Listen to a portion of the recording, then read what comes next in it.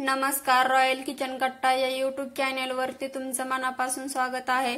थंडीच्या दिवसात दही किंवा कोशिंबीर खाण्यापेक्षा लोक कढी खाणं जास्त पसंत करतात, पण कढी ही आपल्याकडून कधी फुटते तर कधी जास्त आंबट होते, अशी अनेकांची तक्रार असते। कढी फुटू नये म्हणून आपण कोणती चूक टाळावी हे मी तुम्हाला या व्हिडिओमध्ये सांगितलेलं आहे। चला तर मग आपण रेसिपीला सुरुवात करूया। यासाठी इथे मी 4 ते 5 हिरव्या मिरच्या घेतलेल्या आहेत, 7 ते 8 लसणाच्या पाकळ्या घेतलेल्या आहेत। आता याचं आपण वाटण तयार करून घेऊ। इथं मी याचं वाटण करून घेतलेलं आहे। आता एका मोठ्या भांड्यामध्ये किंवा एका पातेल्यामध्ये आपण 1 वाटी दही घ्यायचं आहे आणि दही हे शक्यतो आपण आंबट वापरायचं नाही। त्याच वाटीने आपण पाव वाटी बेसन घ्यायचं।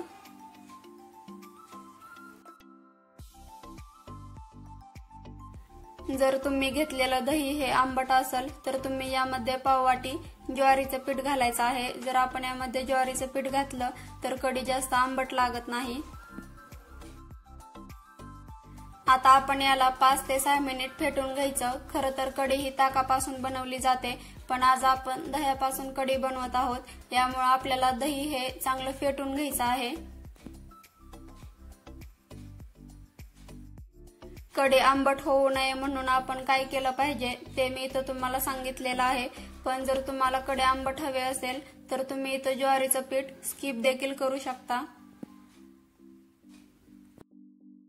इथं मी याला 4 ते 5 मिनिट फेटून घेतलेला आहे। आता आपण यामध्ये अगदी थोडीशी टाकून घेऊया हळद। याला आपण आणखीन 1 ते 2 मिनिट फेटून घ्यायचं आहे। जोपर्यंत ही हळद या दह्यामध्ये चांगले मिक्स होत नाही तोपर्यंत आपण याला फेटून घ्यायचं।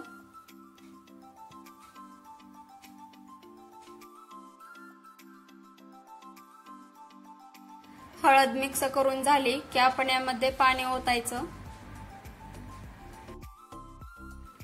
तुम्हाला कढी कितपत पातळ किंवा घट्ट हवे असेल तेवढं तुम्ही इथं पाणी ओतून घ्यायचं आणि यामधल्या गाठी आहेत त्या फोडून घ्यायच्या आहेत। तुम्ही जर चॅनेलवरती नवीन असाल तर अशाच नवनवीन रेसिपी पाहण्यासाठी व्हिडिओला लाईक, शेअर आणि सबस्क्राइब करायला विसरू नका। यामधल्या सगळ्या गाठी मी फोडून घेतलेल्या आहेत। आता आपण कढी बनवायला घेऊया। यासाठी आपण इथं कढईमध्ये 1 ते 2 पळी तेल ओतून घ्यायचं आहे। तेल चांगलं तापलं की आपण यामध्ये अर्धा चमचा मोहरी टाकायची। मोहरी चांगली तडतडली की आपण यामध्ये अर्धा चमचा जिरे टाकायचं। जिरे चांगलं फुललं की आपण यामध्ये थोडीशी कढीपत्त्याची पाने टाकायची। तसेच आपण जे वाटण करून घेतलेलं होतं ते टाकायचं।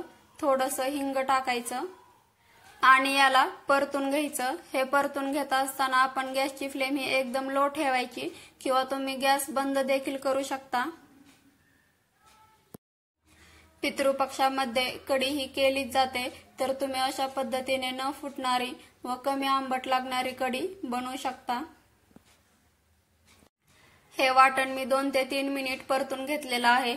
आता जे दह्याचं बॅटर होतं ते आपण यामध्ये ओतून घ्यायचं आहे। कढी बनवत असताना आपण गॅसची फ्लेम कधीही हाय ठेवायची नाही। जर आपण हाय फ्लेमवरती कढी शिजवून घेतली तर कढी फुटते। कढी फुटण्याचं कारण ते सुद्धा असू शकतं। जोपर्यंत कढीला उकळी येत नाही तोपर्यंत आपण याला सतत हलवत राहायचं आहे। कढीला एक उकळी आली की आपण यामध्ये मीठ टाकून घ्यायचं। कढी फुटण्याचं हे देखील एक कारण आहे। जर आपण सुरुवातीला मीठ टाकून घेतलं तर तेव्हा सुद्धा कढी फुटू शकते। आता आपण यामध्ये कोथिंबीर टाकून घ्यायची आहे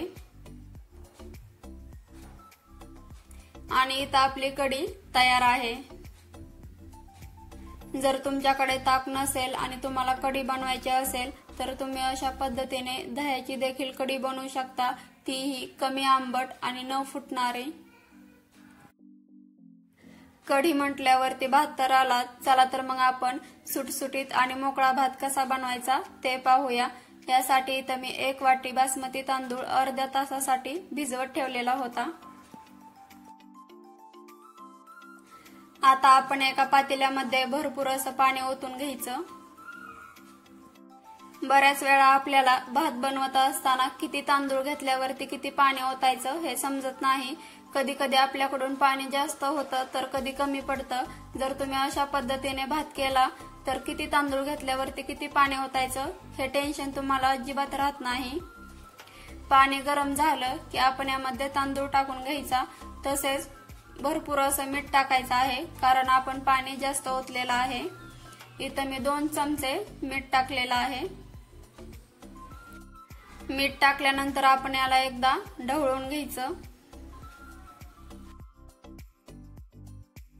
तसेच आपण यामध्ये अर्ध्या लिंबाचा रस ओतून घ्यायचा, त्यामुळे देखील आपला भात हा एकदम सुटसुटीत आणि मोकळा बनतो।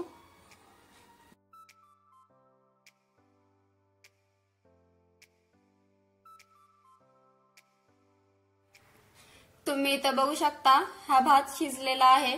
आता आपण यामध्ये थोडंफार काही पाणी असेल तर ते काढून घ्यायचं। इथं मी यामधलं पाणी गाळून घेतलेलं आहे। आता आपण याला फोडणी देऊन घेऊया। यासाठी आपण इथं एका पातेल्यामध्ये 1 ते 2 पळी तेल ओतायचं आहे। तेल तापलं की आपण यामध्ये 1 चमचा जिरे टाकायचं।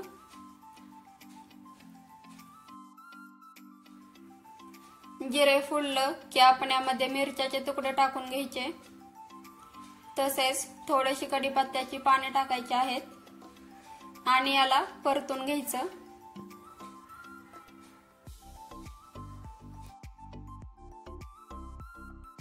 याला आपण 1 ते 2 मिनिट परतून घेतलं की जो भात आपण शिजवून घेतलेला होता तो यामध्ये ओतून घ्यायचा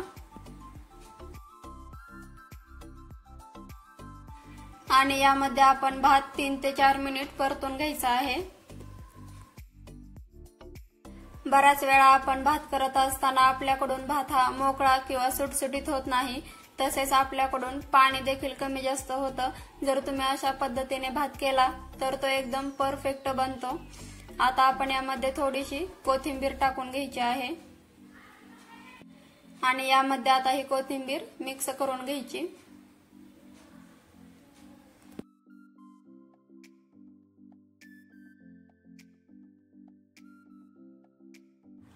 आता इथं आपला भात देखील तयार आहे। आता आपण खाण्यासाठी घेऊया। तुम्ही इथं बघू शकता अगदी मोकळा आणि सुटसुटीत असा भात आपला तयार आहे आणि आपण जी कढी बनवलेली आहे ती देखील एकदम परफेक्ट बनलेली आहे। अजिबात त्यामधलं पाणी वेगळं आणि दही वेगळं झालेलं नाही। तुम्ही इथं बघू शकता। जर मी सांगितलेल्या टिप्स तुम्ही फॉलो करून कढी बनवली तर तुमची ही कढी अगदी अशीच एकदम परफेक्ट बनेल। कढी भात बनवण्याची माझी ही पद्धत तुम्हाला कशी वाटली ती कमेंट मध्ये नक्की सांगा। तुम्ही ही घरी नक्की बनवा। चला तर मग भेटूया अशाच एखाद्या मस्त रेसिपी सोबत।